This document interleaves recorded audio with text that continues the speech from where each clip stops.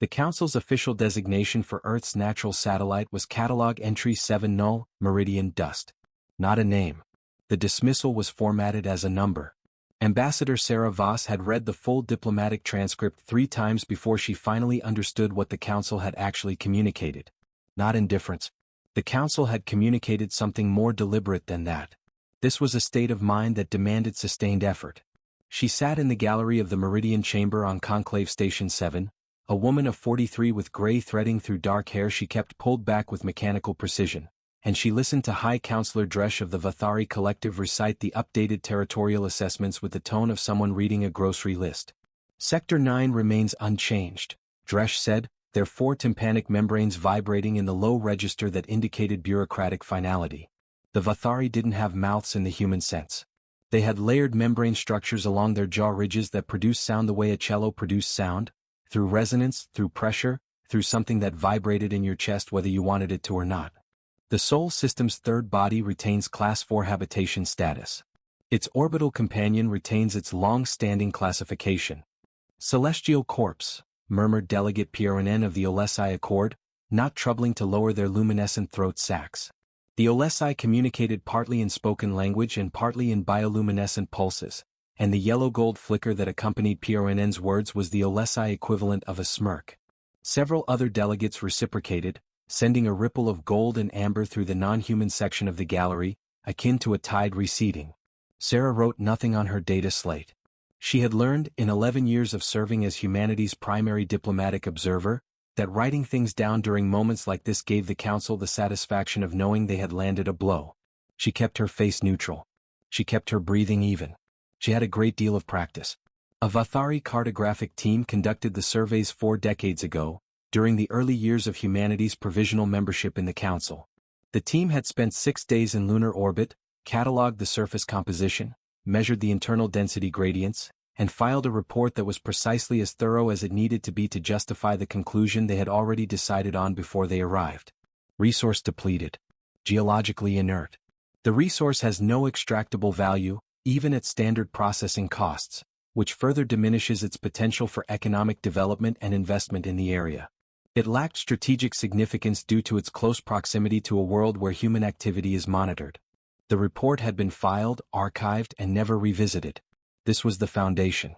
This was the cornerstone of 4 decades of Council policy regarding Earth's moon. A 6-day survey. A foregone conclusion. The survey yielded a number rather than a name.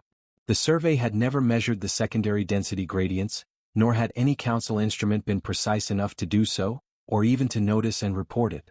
The secondary density gradients did not exist in the crust or the mantle, but rather in the precise geometric latticework of channels that ran through the moon's interior like a never-ending nervous system. The Vathari cartographers had detected an anomaly in their instruments on day 4 of the survey.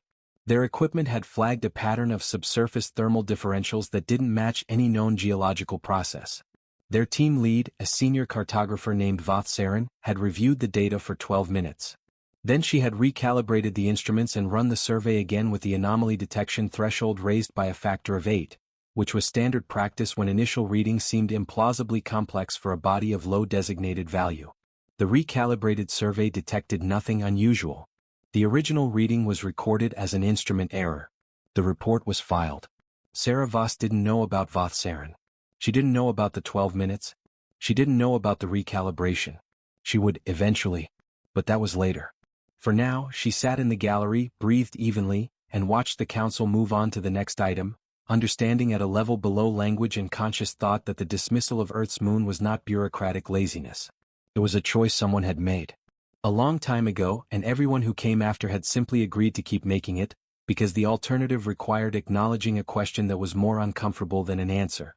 What is the nature of a lifeless entity with a heartbeat? Dr. Callum Reyes had worked on the lunar far side for 19 years, which meant he had spent roughly 6,000 days on a surface that the rest of the galaxy had agreed didn't matter, and he had developed, over those 6,000 days, a specific kind of patience. He had developed a type of patience that went beyond simply waiting. The patience of understanding. There is a difference. Waiting is passive. It assumes that time itself will resolve whatever needs resolving, that the world will eventually move toward you if you stand still long enough. Understanding is something else. Understanding is the active recognition that the thing you are working on is independent, that it will resist you, confuse you, and occasionally contradict everything you thought you knew, and that this process is part of learning. It is simply the nature of working with something genuinely old. The installation beneath Mare Ingenii, the Sea of Cleverness, lacked an official name as the council's survey had passed over it without comment.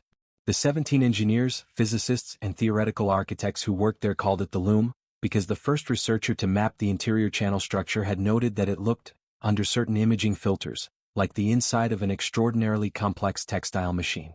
Threads of hyperconductive material running through reformed basalt, crossing and recrossing in patterns that were not random, that were in fact the opposite of random, that were, once you spend enough time with them, clearly the output of something that understood geometry at a fundamental level. Not human geometry. This geometry was distinct from that of any species currently occupying a seat on the council, suggesting it was created by an ancient civilization or entity with advanced knowledge of spatial relationships and design principles. Something older. Callum stood at the base of primary shaft 7, which descended 400 meters into the moon's interior.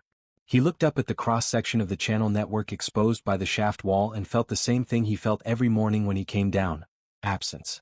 The silence carried a significant weight. "Ready for the conductivity test?" asked Dr. Mina Okafor from somewhere above him, her voice coming down the calm shaft with the slight metallic edge that meant she was already at her station. "Ready," Callum said. The conductivity test had been running for 4 years. Every morning, a precisely calibrated pulse of energy was introduced into the channel network at 17 different entry points simultaneously, and the team measured how the channels routed it, where it went, how long it took to arrive, and what it transformed into along the way. 4 years of data. 4 years of the network doing things that their models hadn't predicted, then updating the models, then watching the network do something else unexpected. The Loom didn't behave like infrastructure. It behaved like an instrument that was waiting to be played correctly. Today's test was different. Callum had spent the previous 6 weeks running simulations on a particular combination of pulse frequencies. Not his idea, technically. The idea had come from Dr. Yuki Tanaka, their theoretical architect, who had noticed a mathematical correspondence between the channel network's geometry and a class of resonance equations used in deep space propulsion theory. Specifically, these equations described the boundary conditions for a localized warp bubble. Yuki had presented this finding with the careful understatement of someone who was fairly certain they were correct and deeply aware of what being correct would mean. "The geometry isn't decorative," she had said at the team meeting that Callum still thought about. "It's functional. Or rather, it's waiting to be functional. The network is laid out as a distributed warp coil. The whole thing. The entire interior structure. What we've been calling the Loom isn't a machine exactly. It's more like a battery that also functions as an engine. It stores data, and when the amount reaches a threshold and is released in the correct order, it doesn't just discharge." She had paused. "It propels." The room had been quiet for a long time after that. Today's conductivity test used Yuki's frequency combination for the first time. Callum counted down from 10 in his head, not because the protocol required it, but because something about the moment felt like it needed marking. At 0, Mina introduced the pulse. The shaft wall lit up. It was not the gentle glow of active conductivity that they had been measuring for 4 years. Something different. The substance flowed through the rock, akin to blood coursing through a body that had recently regained its vitality. The light spread outward from the shaft in all directions simultaneously, running through the channel network at a speed that Callum's instruments couldn't fully track because his instruments had been calibrated for the speeds they had previously observed, and the present speed was approximately 800 times faster. The light reached the far wall of the shaft and didn't stop. It kept going. Callum could feel it through the soles of his boots, a vibration that was almost but not quite a sound, something that existed at the boundary between physical sensation and something for which he didn't have a precise word. His comm crackled. Mina's voice was very carefully controlled. "Callum, I'm reading resonance propagation across the entire network. Not just this shaft. Not just this sector." "How far?" he said. Pause. "All of it," she said. "All of it, Callum. Every channel. Simultaneously." He looked at the light moving through the wall beside him and thought, he knows the sequence. Not metaphorically. Not as poetry. This statement can be understood as a literal structural fact. Whatever ancient intelligence or ancient engineering had laid the channel network through the body of Earth's moon had designed it to recognize this specific frequency combination and respond to it, and the response had been waiting there, dormant, for a span of time that Callum could not meaningfully comprehend, and it had just woken up. He thought, with extraordinary calm, We should probably tell someone. An automated system logged the message that reached the Council's monitoring station in the Sol system 31 hours later, flagging unusual energy readings from uninhabited or low-value bodies. The flag was automatically routed to the low-priority queue of the Anomaly Assessment Division, staffed primarily by junior analysts whose task was to determine whether unusual readings warranted escalation to a senior body. The junior analyst who opened the file was a young Vathari named Soth Marin, 18 months into their first posting, still learning the rhythms of bureaucratic time. Soth Marin read the energy signature report from the Sol monitoring station and felt the tympanic membranes along their jaw ridge begin to vibrate in an involuntary pattern that elder Vathari would have recognized as the physiological response to cognitive dissonance, to the encounter with something that the mind initially refuses to process because the implications are too structural to absorb quickly. The energy signature from the moon of Sol 3 matched a classification in the Council's archives under a designation that Soth Marin had to look up, as it was not included in standard analyst training. It was taught technically. It was included in the third-tier supplementary readings for candidates pursuing advanced xenoarchaeology. The information was found in the footnotes of a survey of pre-Council stellar archaeology, which dates back 600 years. People cited this type of source material to appear thorough, even though they secretly didn't anticipate it to be relevant. The designation was Veth Kalen's signature. Class 1. Active. Soth Marin read the definition 3 times. Veth Kalen, a classification applied to stellar bodies identified as having undergone architectural seeding by the predecessors. Architectural seeding is the method used by ancient civilizations in the Third Epoch to install working propulsion and space manipulation systems in planets or their moons, but the reasons for this are still being studied. Known Veth Kalen bodies, 14 all inactive. Predicted probability of activation, negligible based on current understanding of seeding mechanisms. 14 known bodies, all inactive. Until apparently now. Soth Marin stared at the file for a long moment. Then they did something that analysts were technically permitted but culturally discouraged from doing. They escalated directly to senior division, bypassing the normal 2-tier review process, and attached a personal note that read in full, "I believe this requires immediate action, and I am aware that saying so will be considered presumptuous, and I am saying it anyway." The response from the senior division came back in 40 minutes. It read, "Noted. Revert to the standard queue." Soth Marin sat very still. Then they sent a second copy of the file, flagged differently, through a different channel, to a contact they had in the Meridian Chamber support staff. An unofficial route. The kind of thing that technically didn't happen and practically kept the Council functioning. The file reached Sarah Voss's data slate at 0340 station time, while she was asleep. She woke up, read it, and did not go back to sleep. The first crack appeared in the lunar surface at a location that was, from a purely geographical standpoint, unremarkable. The first crack appeared in a stretch of terrain southeast of the crater Daedalus, on the far side, where the regolith was old and undisturbed and the shadows ran long. Sensors registered it as a tectonic micro-event, which was unusual but not unprecedented. The moon had always had small internal stresses working themselves out over geological time.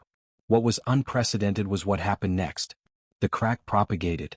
The crack propagated not randomly, nor in the branching fractal pattern of stress release, but in a precise geometric line. And then from that line, at exact intervals, secondary cracks extended at exact angles. From these lines, tertiaries emerged.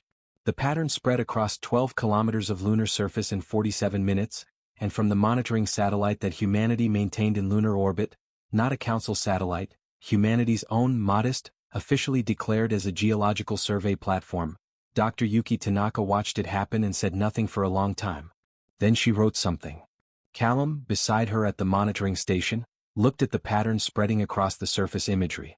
He had spent enough time with the channel network's geometry to recognize its logic when he saw it. "It's not writing," he said. "It's opening." The fractures were following the channel network. The fractures were occurring precisely, exactly, and without any deviation.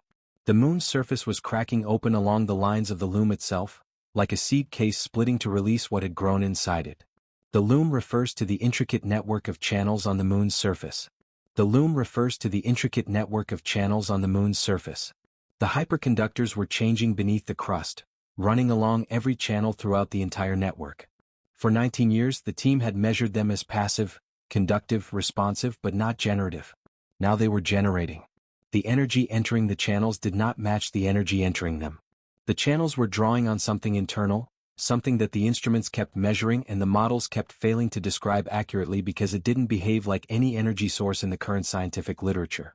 It behaved like potential that had been compressing for a very long time and had just been given the correct key. How long? Callum asked. Yuki didn't ask what he meant. What is the current propagation rate? The full crust fracture pattern completes in approximately 72 hours. The conductors reach maximum luminosity somewhere around hour 60. After that, she stopped. After that, my models don't really work anymore, she said. At maximum luminosity, something occurs that the equations indicate but cannot fully describe. The relationship between the moon and local spacetime becomes negotiable. Callum looked at the spreading fracture pattern and thought about the fact that every human being on Earth was currently watching what appeared to be their moon cracking apart, and about the messages that were almost certainly flooding every official channel, and about the Council's monitoring stations, and about what would happen when the Vathari tympanic membranes picked up what was coming. We need to make a decision, he said. We already made it, Yuki said quietly. 19 years ago. That was the day we made the decision to determine the frequency rather than merely measuring the channels. She wasn't wrong. He had known that, on some level, since the morning of the conductivity test. Ever since the light had penetrated the wall next to him, he had sensed the moon's remembrance. The decision wasn't whether to do this. The decision was whether to pretend they hadn't already chosen. High Counselor Dresch received the emergency brief at the same time as every other senior council member, which was the protocol for events categorized as stellar class anomalies. The brief was 12 pages. Dresch read it in 6 minutes, which was approximately the right amount of time to absorb 12 pages of information that each individually made sense and collectively pointed at a conclusion that Dresch was not yet willing to reach. The Meridian Chamber convened in an emergency session, with all available delegates physically present or remotely linked. The chamber, which normally had the acoustics of a space designed for bureaucratic deliberation, measured, regulated, formal, had acquired a quality that Sarah Voss noticed immediately when she took her seat in the human observers section. A quality of leakage. The careful professional composure of 200 alien diplomats and their staff was under pressure from something, and small amounts of it were escaping. The Olesi delegates were flickering in rapid chromatic sequences that their official interpreters weren't fully translating. The Vathari secondary membranes, the small ones behind the jaw usually still in formal settings, were mobile and restless. A cluster of Gethnorn representatives in the far corner had shifted from their standard bipedal presentation to a lower, wider stance that their species adopted during threat assessment. They hadn't done that in public session since the Perimeter Wars 40 years ago. Dresch opened the session with less preamble than usual. The object that was previously listed as Entry 7 Null Meridian Dust is having a strange structural issue that we don't know the cause of, Dresch said, and even in the deep, formal way he spoke, you could hear a hint. The surface fracture pattern is geometric and non-random. Deep scan imaging indicates activated subsurface infrastructure that was not detected in previous surveys. Initial comparative analysis has identified a preliminary match to the Veth-Kalin classification. The response was not a sound so much as a shift, a collective physical recalibration, 200 beings simultaneously updating their posture and their internal state in response to a word that none of them had expected to hear in a live situation. Veth-Kalin. The predecessor signature. The sleeping architecture. The 14 known Veth-Kalin bodies, said Delegate Aaron of the Sundered Compact, a tall, narrow species with rotating optical clusters that were currently rotating very fast, have been dormant for approximately 7,000 years. The accepted position is that the activation keys were lost with the predecessors. May I ask what has changed? The silence that followed contained more information than any answer Dresch could have given. Sarah Voss was watching the chamber and thinking about Sothmarin's file. This is about the anomaly report that was routed to the low-priority queue. About the fact that someone in this chamber, or somewhere behind this chamber in the machinery that ran the council, had known that the word Veth-Kalin applied to Earth's moon and had chosen, at some point in the last 40 years, to keep that out of the official survey record. Bothsaren. The cartographer. The 12 minutes. The recalibration. Sarah didn't know the details yet. But she was starting to grasp who made the decision, what it meant, and what had been decided. Delegate Voss, Dresch said, and the chamber's attention moved to her like a physical weight. Does humanity have information relevant to the current situation? Sarah Voss looked at the High Counselor for a long moment.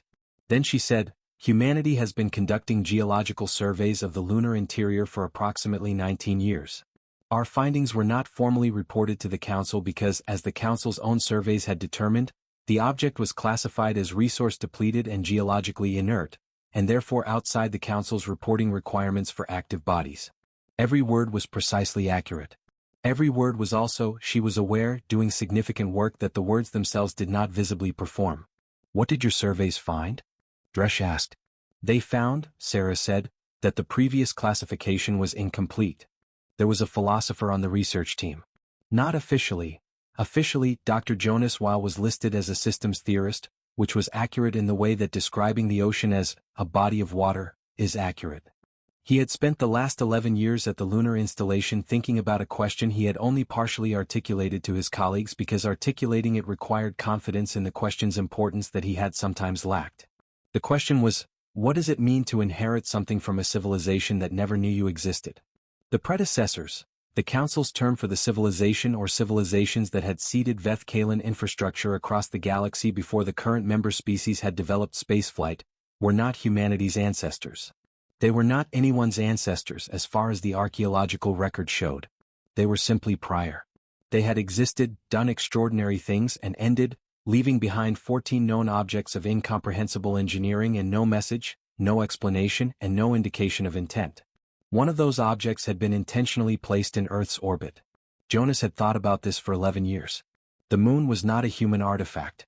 Humanity had not built it, not shaped it, not designed the loom that ran through its interior. Whatever civilization had done it long before Homo sapiens had figured out fire. Humanity's relationship to the moon's infrastructure was, in technical terms, that of an inheritor who had moved into a house and gradually discovered that the walls contained a plumbing system that connected to something much larger than the house. And yet, the network had responded to human-derived frequency research, indicating that it was designed to interact with human technology and communication methods. Yuki's equations, built from human propulsion theory, from human mathematics, from the intellectual lineage of a species that had looked at this particular moon for their entire existence and called it beautiful and named its craters and walked on its surface and written poems about its light, had been the key. Not Vathari equations. Not Olesi frequency theory. Human ones. Jonas was not given to mysticism. He did not think the predecessors had planned for humanity specifically or had left the moon in Earth's orbit as a gift with a bow on it. The universe was too old and too vast for that kind of narrative tidiness. But he thought about inheritance differently now. Receiving something from someone who intended to give it to you. He viewed inheritance as a journey, following your own path, to the threshold of something that awaited anyone with the right mindset to discover the door. He was thinking about the moment when the second phase of the awakening began. The luminosity of the channels had been increasing steadily for 36 hours. Now it crossed a threshold that Yuki's models had marked as significant, and the moon began to do something that none of the instruments had been designed to measure, because none of the instruments had been designed to anticipate it. It began to breathe. Not literally.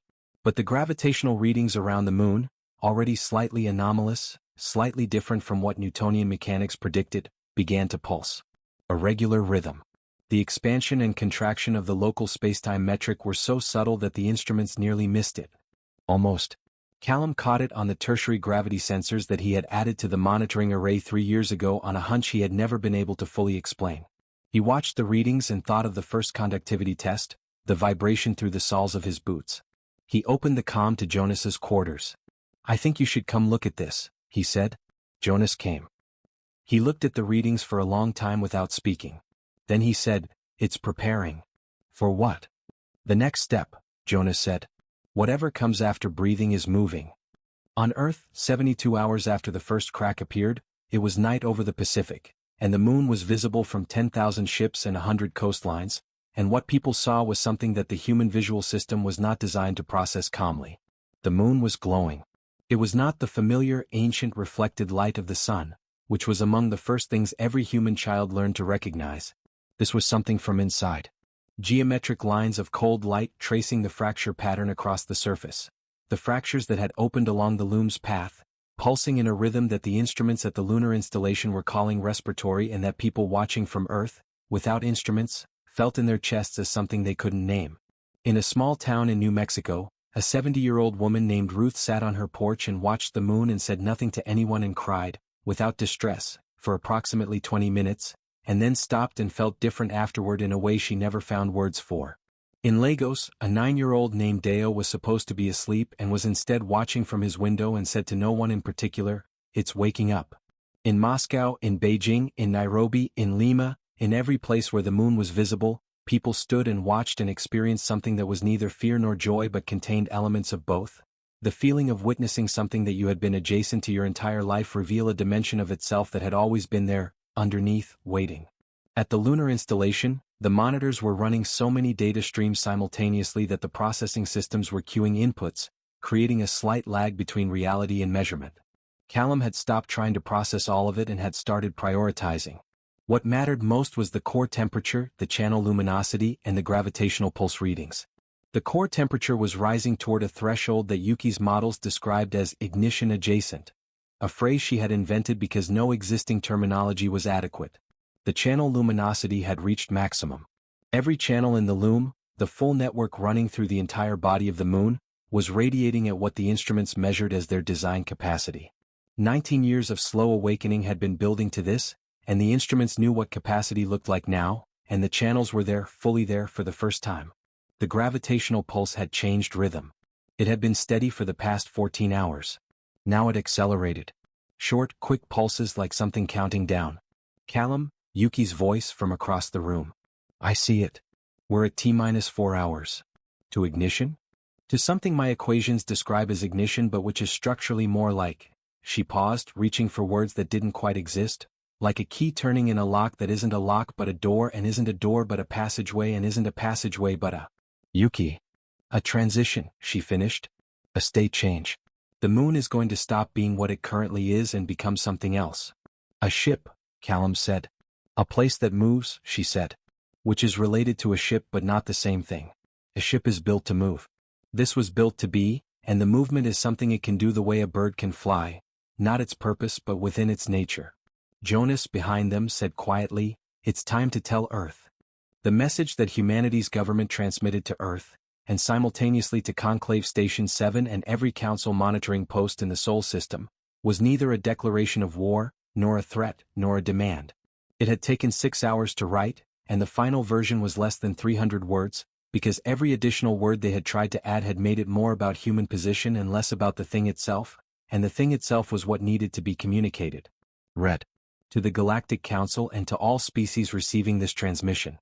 Approximately 72 hours ago, the satellite in orbit around Sol 3 began the final phase of an activation process that has been building for 19 years and existing for much longer.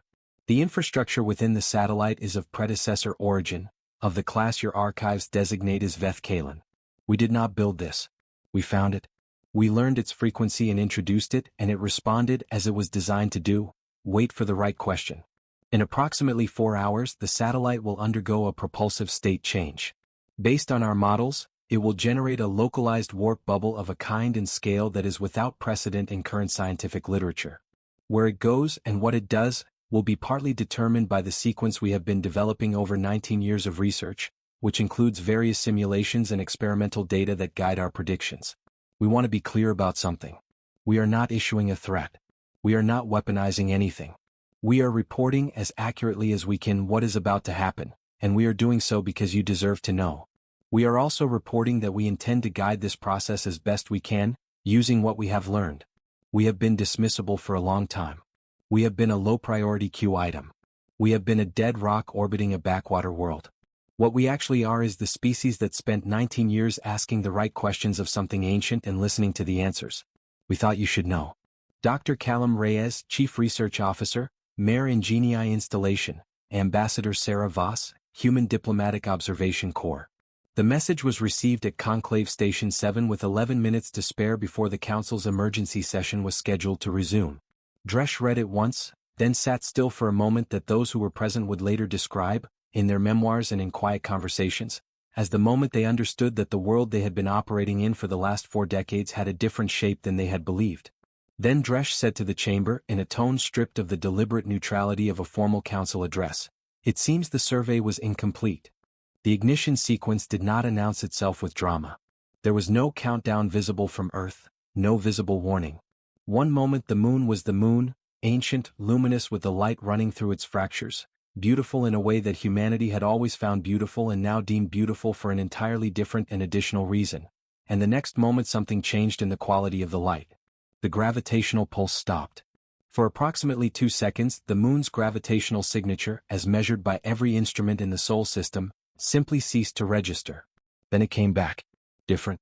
Callum felt the installation shift. A smooth, structural movement, nothing violent, the way a boat feels when a current takes it.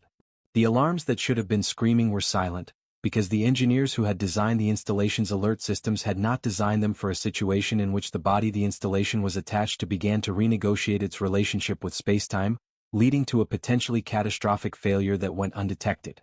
The installation's windows, small and heavily reinforced, showed the stars outside. The stars were moving. Not the apparent motion of a body rotating. A translational movement. A going toward is registered in the inner ear, the gut, and a deeper system that the human body uses to understand its position in relation to everything else. Yuki, Callum said. We're at 0.7 light minutes and accelerating, she said from her station, her voice completely steady, as it is when emotional processing systems have temporarily suspended operations in favor of pure function. Warp bubble formation is textbook. Textbook as in matching the theoretical models precisely. The channels are routing the core energy exactly as the predecessor design specifies. Where are we going? Yuki looked at her screens. The jump vector, she said slowly, is running directly toward the Council's restricted coordinates in Sector 7. The neutral zone. A silence. Did we set that vector? Callum asked. Another pause. Longer. No, Yuki said. We set a holding pattern. This vector is... She stopped. The loom chose it. Jonas, who had been sitting quietly in the corner of the monitoring room for the last 6 hours, said, or whatever left, the loom chose it a very long time ago. The neutral zone, Callum said. The heart of Council-controlled space. Sarah Voss's voice came through the comm from Conclave Station 7, where she was still sitting in the gallery watching the sensor feeds. The exact geometric center of their territorial claims. Why? Callum said. Jonas stood up and walked to the window. The stars were blurring now, the warp effect bleeding their light into streaks. He watched them for a moment. Because, he said, a message delivered from outside the Council space is a communication. A message delivered from inside it is a demonstration. And the whatever intelligence designed this thing and left it there, understood, apparently, the difference between asking to be heard and ensuring that you are heard. We're not at war with the Council, Callum said. No, Jonas agreed. But something wants them to stop making a habit of not watching. The Council's border stations at the edge of Sector 7 neutral space were calibrated for everything. The calibration included transit signatures, warp echoes, mass displacement events, and the specific gravitational signatures of known vessel classes. They had been calibrated over 40 years of technical development to detect and classify anything that any known spacefaring civilization might produce. The problem was definitional. No. What emerged from the warp transit in the neutral zone was not a vessel. It was not a weapon. It was not any of the categories that the classification systems for border stations had been designed to process. It was a moon. A moon, a full natural satellite, 3.47 million square kilometers of ancient regolith and fractured crust and geometric channels running with cold light, 1/4 the diameter of the planet it had orbited for 4.5 billion years, simply appeared in the neutral zone, dropping out of warp with a gravitational presence that sent every Council ship within 600,000 kilometers into emergency maneuvering procedures. The border station commander, a Vathari senior officer named Gothsera, had the communication with Council High Command open before the transit was fully registered. She looked at the sensor returns and said, in the measured tones of someone whose training was doing heroic work keeping their tympanic membranes from vibrating into the physiological distress frequencies, Command, I need a classification category that doesn't exist yet. On the surface of the moon, on their moon, Callum kept thinking, which was also not quite right and also unavoidably right, the installation was intact. The warp transit had been smooth. His coffee improbably was still warm. The comm board was alive with Council channel requests, priority flagged and urgent coded, coming from ships and stations and high command relays. Callum looked at them for a moment. Then he opened a channel to Sarah Voss. Ambassador, he said. We're here. Sarah's voice was steady.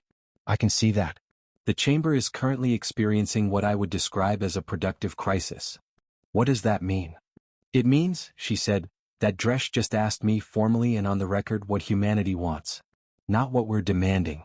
Not what we're threatening. What we want is something they have never asked for in the 11 years I have watched them operate. Callum looked at the sensor feed showing the council ships maintaining a careful distance. Not fleeing but not approaching. The moon was surrounded by a ring of attention, a ring of beings striving to recalibrate something fundamental. What did you tell them? He said. I told them, Sarah said, that I'd need a few minutes to think about it. Pause. And? Callum said. And I'm thinking, she said. I've been waiting 11 years for that question. I want to get the answer right. Sarah Voss walked alone through the empty corridors of the Meridian Chamber. The delegates had recessed, technically, though most of them were still in the building, gathered in small clusters, their various nonverbal communication systems running at unprecedented rates. She found a room she had used before for exactly this kind of thinking. A small observation deck on the station's outer ring with a transparent steel wall, which is a type of glass that is both transparent and strong, looking out at the stars. She stood there for 20 minutes. She thought about Soth Marin, the junior analyst who had flagged the file and been told to revert to the standard queue. She had managed to find Soth Marin before the emergency session and say simply, "Your escalation was correct and I want you to know that." Soth Marin had been visibly stunned, not by the content but by the act. Someone in authority had said, "You were right to notice the thing you noticed." She thought about Voth Saren, the cartographer.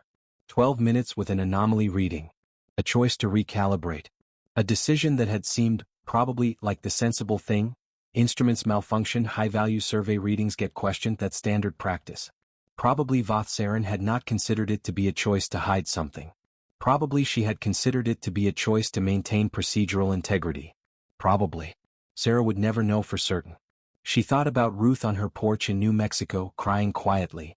She didn't know about Ruth specifically, but she knew about the reports coming in from Earth, hundreds of millions of people watching their moon from outside and having responses that no survey would ever have predicted, because the surveys had been measuring composition and density and had not been measuring whatever it was that passed between a species and the satellite it had orbited with for the entire span of its existence. Sarah thought the Council had understood the technical specifications of the loom. They could learn those. They had analysts, they had archives, and they had the Vethkalen records. They would put it together. What they had not understood was, why does it matter to us? They failed to comprehend its significance or its power.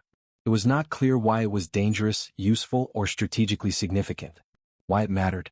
And the answer to that question was not in any diplomatic framework she had been trained in. It was in Ruth's 20 minutes on the porch. It was in Deo's 9-year-old certainty, it's waking up. It was in Callum's 6,000 days of patient, listening work on a surface that the galaxy had agreed didn't count.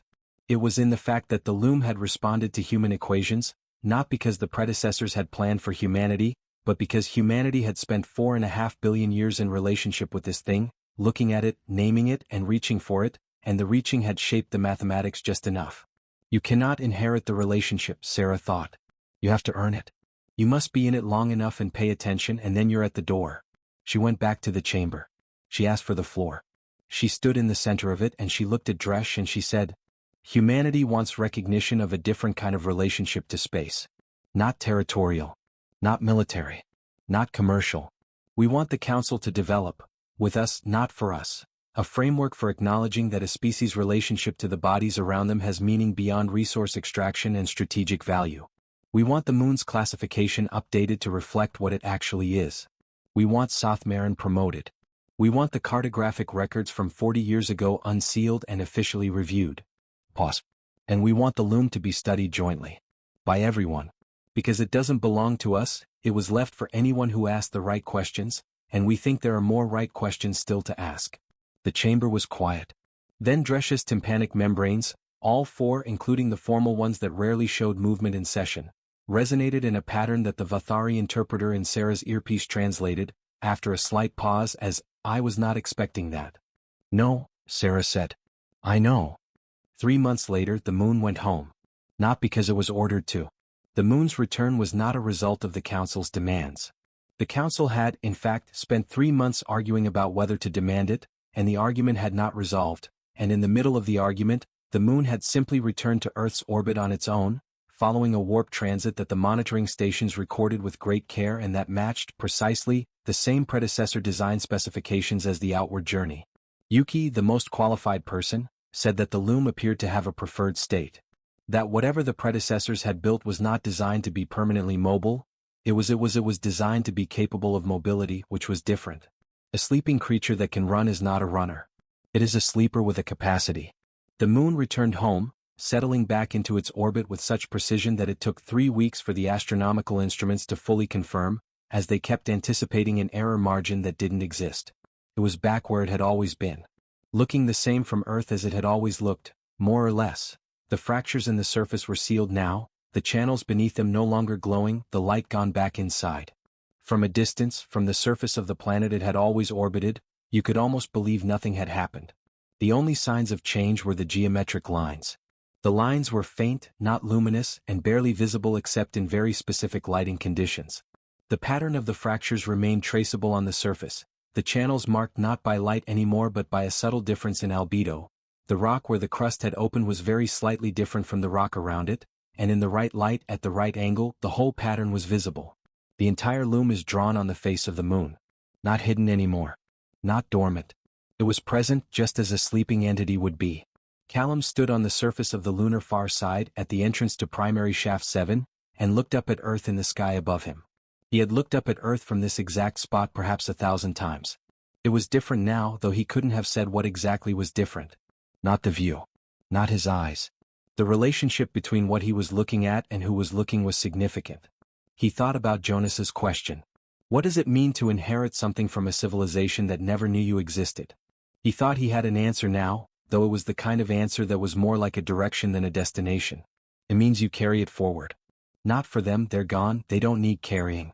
You carry it forward for the carrying itself. For the act of taking something old and bringing it into the present and asking, what does this mean now? What does this experience make possible now? Not because the old thing was better or the old civilization was wiser, but because anything that survived long enough to reach you was trying to say something, and the respectful response to that is attention. The Council had opened formal joint research protocols. The Vethkalen archives were being officially reviewed. Sothmaren had been promoted, twice actually in rapid succession, with an awkward bureaucratic apology attached to the second promotion that read as though it had been written by several people arguing in real time. The cartographic records from Vothsaren's survey were under review, and Vothsaren herself, now in late retirement, had released a personal statement saying she had always wondered if she'd made the right call and was glad someone was looking at it again. It was not a resolution. It was a renegotiation.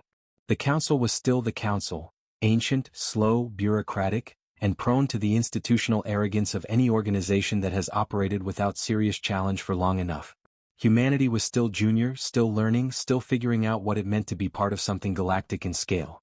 The moon was still a moon, strange and old and only partly understood, with 14 counterparts scattered across the galaxy that no one had found the keys for yet. But the maps were being redrawn. The redrawn maps were not limited to the ones within the galaxy. The internal ones. The ones that said, this is what matters and this is what doesn't, and this is too small to bother with. Those maps were harder to redraw than the cartographic ones, as they involved complex emotional and subjective judgments about priorities and values that were not easily quantified. They always were. They required something the Council had not had to practice for a long time. The willingness to be wrong about a thing they had been certain of and to find out that being wrong was not diminishing but clarifying. The corrected world was indeed larger than what they had previously believed. Callum put his gloved hand against the lunar surface and felt, through the suit insulation, the regolith and 400 meters of basalt and ancient engineered stone, a very faint, barely perceptible pulse. Still breathing. Still here.